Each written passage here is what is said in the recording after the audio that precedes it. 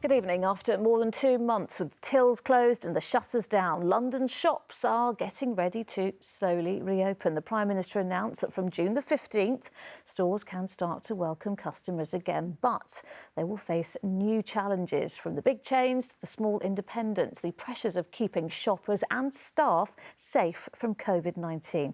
Well, our first report tonight comes from Oxford Street, once a place of work for 150,000 people and visited by 500,000 shoppers every day. Our political correspondent Simon Harris on how Europe's busiest shopping street will cope in a world where busy is banned.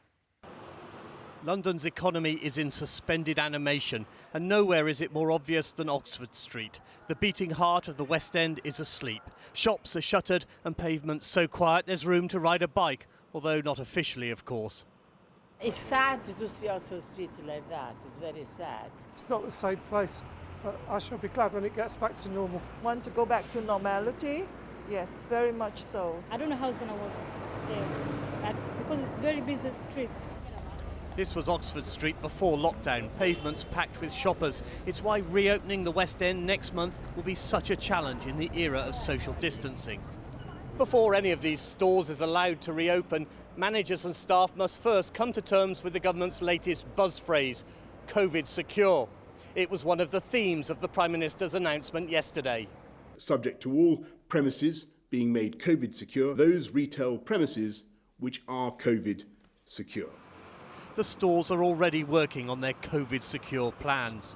Well, you can see a lot more queuing, as you appreciate, outside the stores. We need to manage the number of people coming in. A lot of safety measures. You're going to see sanitisers almost on every corner. You're going to see a lot of safety measures, extra staff to help customers get around. Once customers have got past the queue, there'll be other noticeable changes. Many things we take for granted are going to be very, very different. For instance, the changing room idea for a fashion brand, or how you might try a bed or sofa product in a furniture store, is good chance that those items are just not going to be available to touch, feel and interact and engage with. At one upmarket shoe shop in Covent Garden, customers trying on a pair will no longer get a helping hand with straps, buckles or laces. If the customer doesn't want to buy the shoes will be going into quarantine for 24 hours. This is a rule that Kurt Geiger has put into place, and it's important for us to ensure that the customers have a full understanding that their health and safety is paramount to us. Before lockdown, 100 million shoppers visited the so-called Golden Triangle of Oxford Street, Regent Street and Bond Street every year. No one can be sure when, if ever, the good times will return. Simon Harris, ITV News, Oxford Street. Simon joins me now. So Simon, the PM says from June the 15th, but are the shops ready? Well, they thought they might be allowed to do it next Monday. So, yes, they've got their plans for COVID secure. And as far as we know, they've just got a bit of time to finesse. And we've heard from John Lewis tonight, which, of course, has a flagship store on Oxford Street, saying that when that reopens, there'll be no fitting rooms for people to try and close. There'll be no beauticians doing eyebrows and makeup. And anyone returning goods, well, those goods will be put into quarantine for 72 hours before they're put back on sale. What we don't know, of course, is how this fundamental change to the shopping experience will affect people. Will people just suddenly find that shopping's a chore and stick with online? Yeah, it will be different. Simon, thank you. Next tonight, he's known as the Train Daddy after turning around the fortunes of the New York subway system. And today, Andy Byford was revealed as the new Transport for London Commissioner, with quite the job ahead of him. Our political correspondent, Simon Harris, is outside Russell Square for us this evening. Simon, what can you tell us about the new boss of TfL? Lucrezia, Andy Byford began his career as a graduate trainee at London Underground 30 years ago, but more recently, as you say, he's been running New York's equivalent of the Tube, the subway. And some commentators there say he achieved near rock star status among New Yorkers for the way he transformed the system.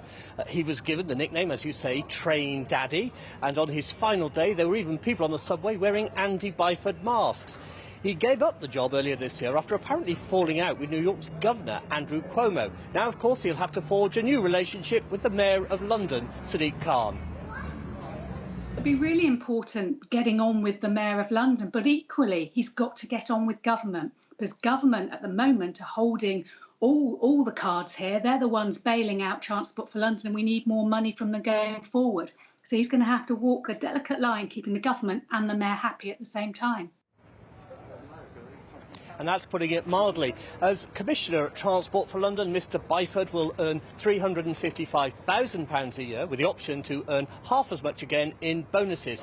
Among the challenges he faces will be getting the buses and the tube network back running normally after coronavirus, sorting out TfL's finances, and of course getting Crossrail finished. None of that will be a walk in the park.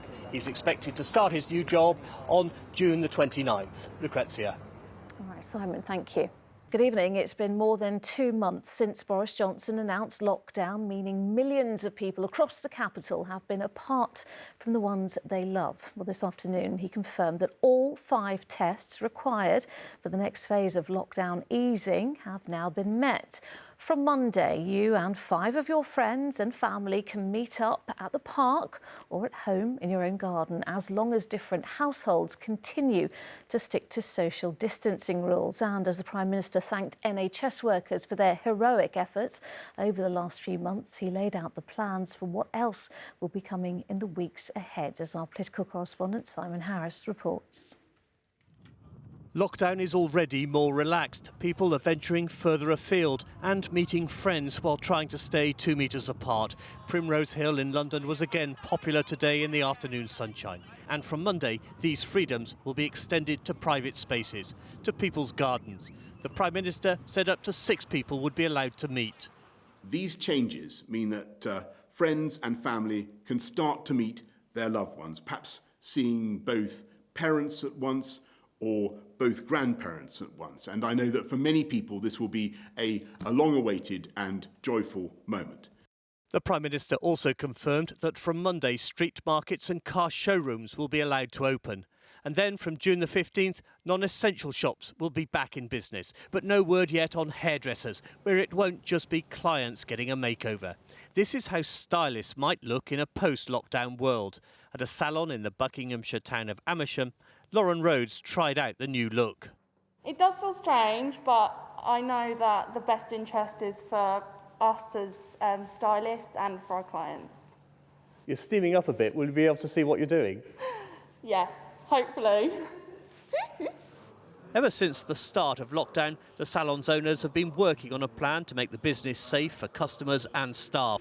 And that means protective equipment for everyone. All clients, men and women, will get their own pack of disposable towels, gown, cape, masks and gloves. Social distancing is clearly impossible in the close contact world of hairdressing, but clients will be separated from each other by barriers, and angled perspex screens will help protect stylists and customers even at the hair wash basin. Do you think stylists and clients will be safe? I think we've put in place as much as we can. So, you know, all the control measures that we can possibly put into our space to minimise just as much risk as possible. The government still hasn't set a date for hairdressers and barbers to open their doors. I would love to be able to do that. And the way to do that is to make sure that when it's safe to do so, the hairdressing is brought back in a way that itself is safe. So, you know, the protective equipment, but you do have to be in close contact with people in order to cut their hair. In this salon, at least, they're convinced they've found a way to do it. Simon Harris, ITV News, Amersham. This week is the 80th anniversary of Dunkirk, and it should have been marked by an armada of small boats crossing to the French coast and back, as they did all those years ago when they rescued hundreds of thousands of soldiers from the beaches. Many were from the Thames and are still berthed there. Unsurprisingly, this year the official commemorations have moved online, but Simon Harris joined one family on their boat, which was involved in the evacuation, for an unofficial commemoration out on the water. Taking to the water was a treat the Dennett family couldn't enjoy during lockdown. But with the rules relaxed, today they were back out on the Thames and on a boat which 80 years ago was involved in one of the greatest rescue missions of all time, Dunkirk. It definitely went to Dunkirk, but not many of them have got actual diaries of what they did. We just know it went across, it saved lives, and it made it back, because many didn't. In May 1940, the British Army was trapped in northern France, facing almost certain annihilation as the Germans advanced. The troops' only hope was to get off the beach at Dunkirk and escape by sea. Officials went to every boatyard, jetty and wharf along the Thames looking for anything which was capable of crossing the channel.